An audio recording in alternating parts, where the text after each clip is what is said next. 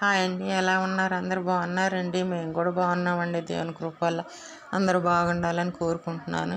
నేనైతే గోంగూర చికెన్ వండుకున్నాము. అయితే నేను కొంచెం కూడా నీసు వాసన లేకుండా ఉండేటట్టు వండుకుంటాను అనమాట. చాలా రుచిగా ఉంటుంది.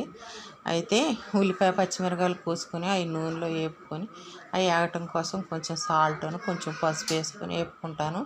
అవి వేగిన తర్వాత చక్కగా అవి బ్రౌన్ కలర్ వచ్చేటట్టు వేపుకున్న తర్వాత అల్లం వెల్లిపాయ పేస్ట్ వేసుకుంటాను అనమాట. అది వేగిన తర్వాత శుభ్రంగా కోసి కడుక్కున్న చికెన్ని వేసుకొని దానిలో మళ్ళీ కొంచెం ముక్కలు ఉడకటం కోసం కొంచెం కల్లుప్పు వేసుకున్నాను. కల్లుప్పు వేసుకుని ఆ విధంగా కలదిప్పుకొని అది సగం పడ ఉడికిన తర్వాత ఆ ఉడికిన దానిలోకి 2 మీడియం సైజు టమాటాలు ముక్కలు కోసుకొని చక్కగా వేసుకున్నాను అనమాట. వేసుకొని అవి కూడా చక్కగా కలదిప్పుకున్న తర్వాత దానికి కావలసినంత కారం వేసుకున్నాను. కూరకి కావలసినంత కారం వేసుకున్నాను. కారం వేసుకున్న తర్వాత దానిలో మళ్ళీ కొంచెం పొడి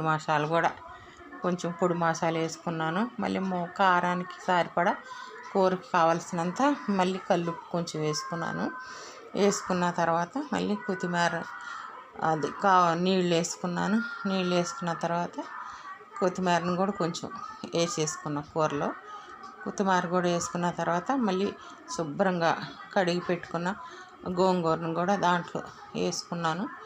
అయితే నేను అది గోంగూరని కూర ఉడికిన తర్వాత దాన్ని గంటితోనే మెదుపుకుంటాను అనమాట. గంటితోనే మెదుపుకొని ఆ విధంగా చేసుకుంటానండి.